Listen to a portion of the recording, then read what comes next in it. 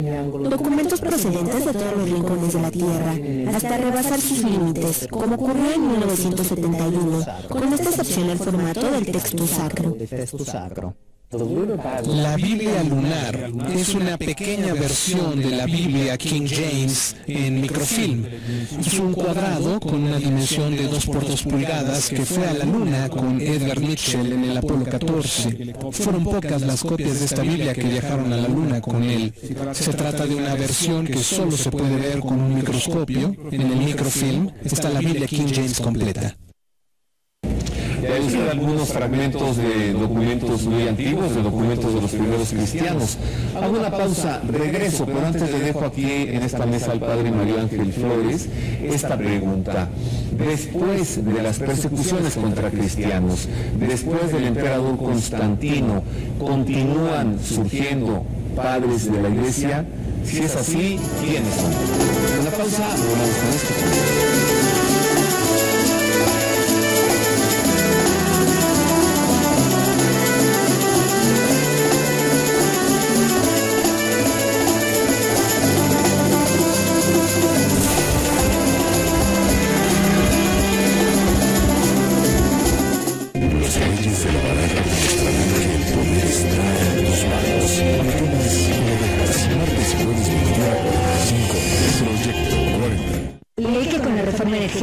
México va a ahorrar más a la hora de producir luz, porque va a usar gas natural, así saldrá más barato y contaminará menos. Que no tiene nada que ver con vender a México.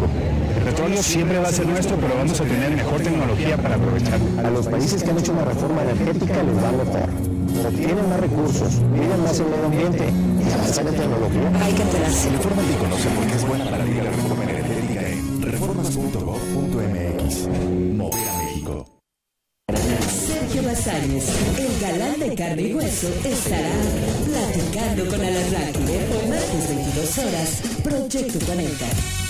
De lunes a viernes, su experiencia, su compromiso y su mirada demuestran un enfoque analítico y veraz de la noticia. Acción 40, 14 horas, Proyecto 40. Si estos felinos sobreviven, se ayudaría a salvar una especie al borde de la extinción. El rescate de las panteras, lunes 19 horas, Proyecto 40. El Senado aprobó la Ley de Telecomunicaciones, que contempla que desaparezca el cobro de larga distancia en las llamadas telefónicas y mejora la calidad del servicio. Hará que el Internet sea más rápido, barato y será gratuito en espacios públicos, escuelas y hospitales. En televisión, optimizará la calidad, aumentará el número de canales gratuitos y dará acceso a gente con discapacidad. Senado de la República, capacidad y trabajo para mejorar tu vida. ¡Extra, extra! ¿A qué no sabías? ¡Tiene nuevo horario! ¿A qué no sabías? Lunes y miércoles 21:45. Proyecto 40. Este mes en Central, el Sol nos presume a su actual pareja. Revista Central, cómprala ya. La literatura representa para mí una oportunidad de conocer. Laura Esquivel, líder de Mexicanos 40. Lunes 22:30 horas.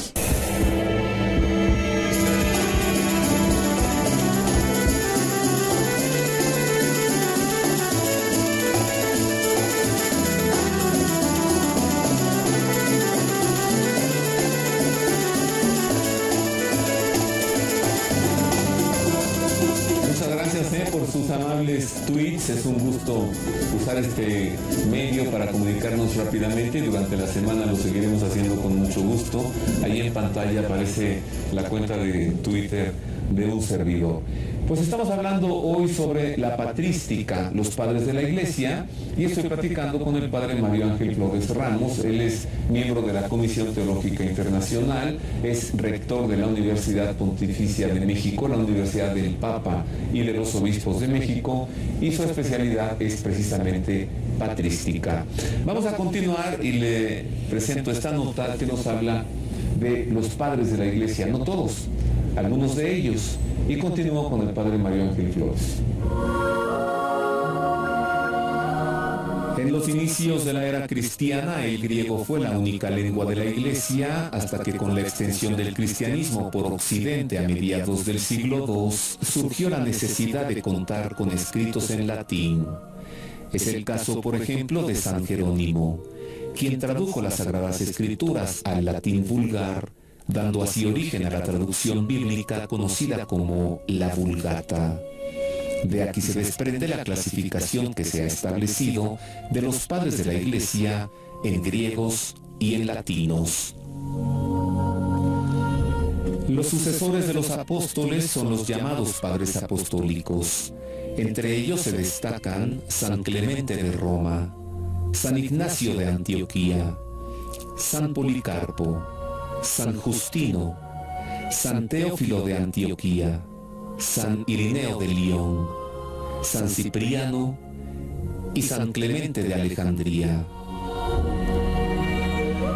Tras la promulgación del Edicto de Milán por el emperador Constantino en el año 313, surgió la llamada Edad de Oro de los Padres de la Iglesia, la época de una gran evangelización, cuando se erigieron las grandes basílicas en Roma y en Jerusalén, pero también proliferaron las herejías en torno a los dos misterios centrales de la fe, la Santísima Trinidad y la Encarnación. La respuesta fueron los concilios de Nicea y de Éfeso, en el que se proclamó la maternidad divina en el año 431. Entre los padres de la Iglesia, defensores de la fe, se encuentran San Basilio Magno, San Gregorio Nacianceno, San Juan Crisóstomo, San Atanasio de Alejandría, San Cirilo de Jerusalén, San Cirilo de Alejandría y San Juan Damasceno.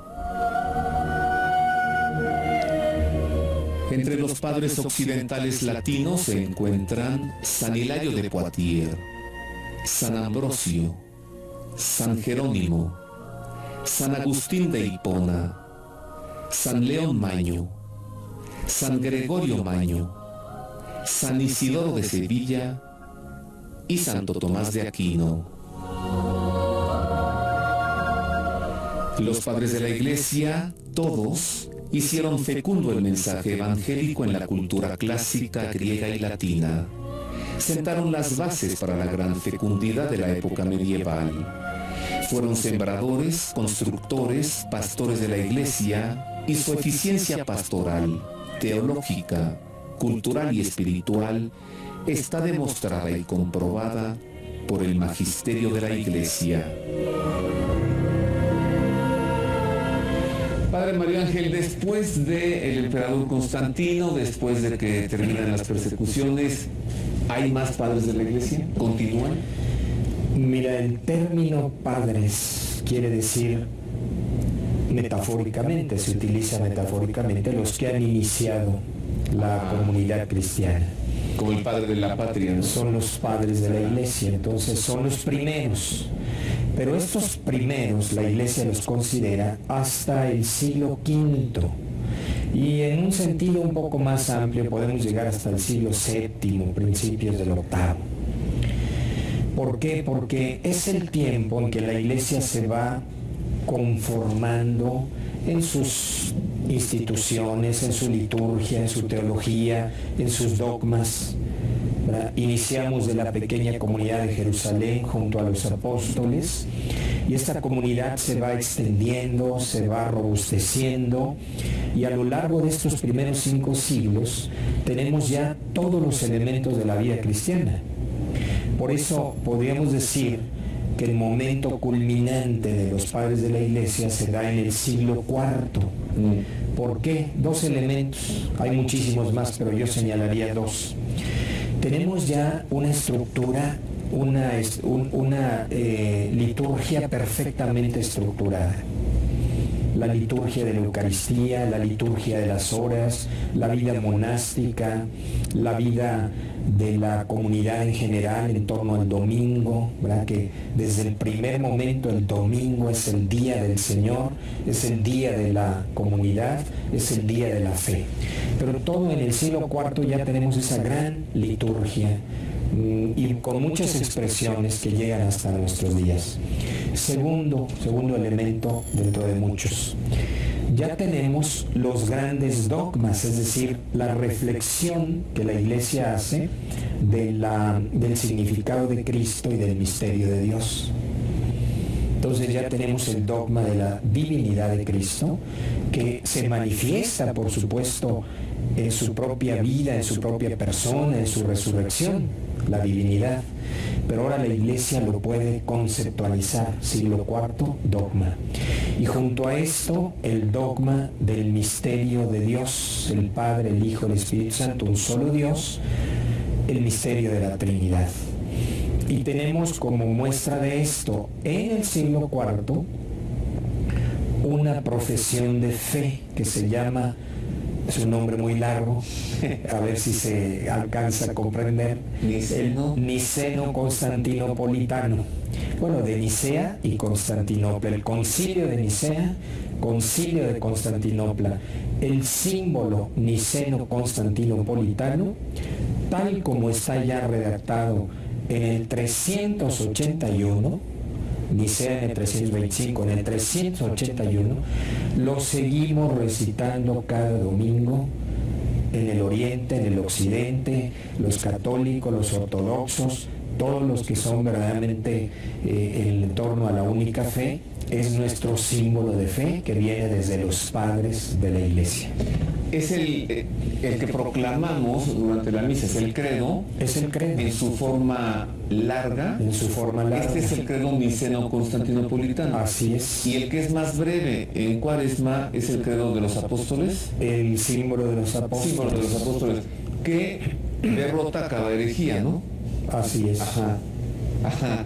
Bueno, pues ve, entonces son padres de la Iglesia porque nos han dejado ya las bases de todo el pensamiento y la vida cristiana. ¿A qué se les llama padres apologistas? Padres de la Iglesia apologistas. Sí, ellos son del siglo II, cuando viene toda esta persecución oficial y persecución legal. Entonces vendrán algunos que, formados en la jurisprudencia romana, llegan a convertirse al cristianismo. Y entonces ellos, ya cristianos, con las mismas herramientas legales del imperio, comienzan a defender la libertad religiosa. Fíjate, son los primeros en la historia, del siglo II, que comienzan a hablar de lo que es la libertad religiosa, la libertad de conciencia. Y la apología es eso, una defensa del derecho a buscar a Dios, el derecho que tienen todas las personas a buscar a Dios, y por lo tanto los cristianos de ser respetados en su camino hacia Dios. Así que en México traíamos un atraso como de 1800 años nomás. Bueno, más algunos por ahí, algunos de nuestros legisladores y políticos. Todavía no todos, no todos, pero hay algunos no se han dado cuenta qué significa libertad religiosa. Qué bonito es lo bonito, de veras. Qué bonito es saber y conocer. En la Universidad Pontificia de México hay licenciaturas y hay también diplomados que son más breves y que son los sábados y donde uno puede conocer todo esto.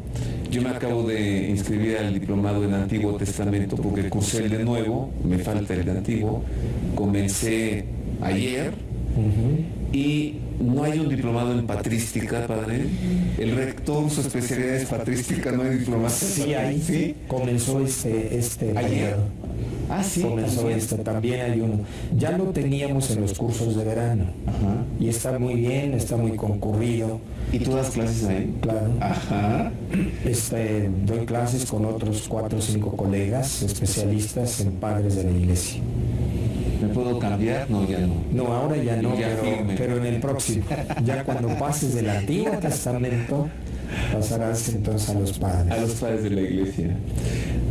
Vamos a ver otra nota, otros documentos. Mire usted, enseguida le presento este documento, La Casa de las Palabras.